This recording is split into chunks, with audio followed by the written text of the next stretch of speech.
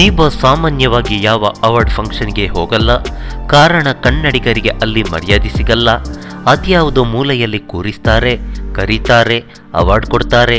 ಆದರೆ ನಮಗೆ ಯಾವಾಗ ಫ್ರಂಟ್ ರೋನಲ್ಲಿ ಸೀಟ್ ಕೊಡ್ತಾರೋ ಅಲ್ಲಿಯವರೆಗೆ ನಾನು ಯಾವುದೇ ಅವಾರ್ಡ್ ಫಂಕ್ಷನ್ಗಳಿಗೆ ಹೋಗಲ್ಲ. ನಮ್ಮವರು ಯಾವತ್ತು ಮುಂದಿನ ಸೀಟ್ನಲ್ಲಿ ಇರಬೇಕು ಎಂದು ಡಿ ಬಾಸ್ ಒಂದಿಷ್ಟು ವರ್ಷಗಳ ಹಿಂದೆಯೇ ಹೇಳಿದ್ರು. ಕನ್ನಡದ ಪ್ರೇಮವನ್ನು ಸಾರಿದ್ರು. ಅಂದು ಡಿ ಬಾಸ್ ಹೇಳಿದ ಮಾತಿಗೆ ಇದೀಗ ಮನ್ನಣೆ ಸಿಕ್ಕಿದೆ. ಆದರೆ ಡಿ ಬಾಸ್ ಮಾತ್ರ ಮಾತಿಗೆ ತಪ್ಪಿದ್ರ ಅನ್ನೋ ಪ್ರಶ್ನೆಯೊಂದು ಎದ್ದಿದೆ.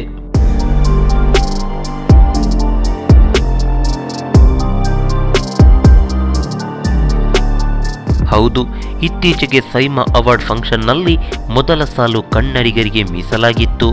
ಅವಾರ್ಡ್ ಕಾರ್ಯಕ್ರಮದಲ್ಲಿ ನಮ್ಮೆಲ್ಲ ಕಲಾವಿದರು, ತಂತ್ರಜ್ಞರು ಮೊದಲ ಸೀಟ್ನಲ್ಲೇ ಕುಳಿತಿದ್ರು.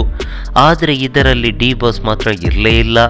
ಹಾಗೆ ಡಿ ಬಾಸ್ ಅಭಿನಯದ ಯಜಮಾನ ಚಿತ್ರಕ್ಕೆ 8 ಪ್ರಶಸ್ತಿಗಳು ಲಭಿಸಿದ್ದವು. ಬೆಸ್ಟ್ ಆಕ್ಟರ್ ಅವಾರ್ಡ್ ಕೂಡ ಡಿ ಬಾಸ್ಗೆ ಲಭಿಸಿತ್ತು. ಆದರೆ ಇದನ್ನು ಪಡೆಯಲು ಡಿ ಬಾಸ್ ಕಾರ್ಯಕ್ರಮಕ್ಕೆ ಆಗಮಿಸಲೇ ಇಲ್ಲ. ನಿರ್ಮಾಪಕಿ ಶೈಲಜಾ ನಾಗ್ ಪ್ರಶಸ್ತಿಯನ್ನು ಪಡ್ಕೊಂಡ್ರು. ಡಿ ಬಾಸ್ನ ಮಾತಿನಂತೆ ಮೊದಲ ಸೀಟ್ ನೀಡಿದ್ರು. ಡಿ ಬಾಸ್ ಕಾರ್ಯಕ್ರಮಕ್ಕೆ ಏಕೆ ಹೋಗಿಲ್ಲ? ನಮ್ಮ ಬಾಸ್ ಅನ್ನು ಸ್ಟೇಜ್ ಮೇಲೆ ನೋಡ್ಬೋದಿತ್ತು, ಮಿಸ್ ಆಯ್ತಲ್ವಾ ಅನ್ನೋ ನೋವು ಅಭಿಮಾನಿಗಳದ್ದು.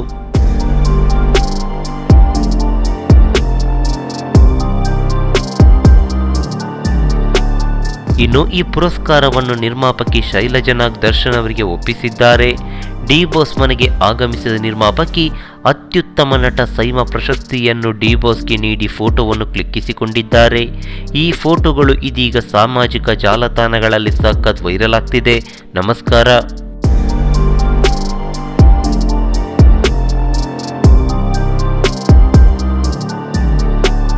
ಈ ಮಾಹಿತಿ ನಿಮಗೆ ಇಷ್ಟವಾಗಿದ್ದರೆ ಲೈಕ್ ಮಾಡಿ, ಶೇರ್ ಮಾಡಿ. ಹಾಗೆ ನಮ್ಮ ಕೋಸ್ಟಲ್ ಕನ್ನಡ ಯೂಟ್ಯೂಬ್ ಚಾನಲ್ಗೆ ಸಬ್ಸ್ಕ್ರೈಬ್ ಮಾಡಿ. ನಮ್ಮ ಹೆಚ್ಚಿನ ಅಪ್ಡೇಟ್ಸ್ಗಳಿಗಾಗಿ ಕೋಸ್ಟಲ್ ನೆಟ್ವರ್ಕ್ ಇನ್ಸ್ಟಾಗ್ರಾಮ್ ಪೇಜ್ ಹಾಗೆ ಫೇಸ್ಬುಕ್ ಪೇಜ್ಗೆ ವಿಸಿಟ್ ಮಾಡಿ. ಧನ್ಯವಾದಗಳು.